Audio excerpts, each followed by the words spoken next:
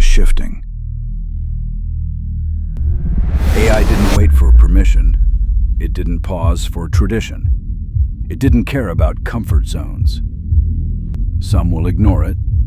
Some will fight it. Some will panic. But the ones who win will do one thing: learn it, shape it, use it. This is not a channel about trends, not about shortcuts, not about noise. This is about future-proofing your skills, turning AI into a tool, not a threat, building real workflows, creating real outcomes, and earning in a way that lasts.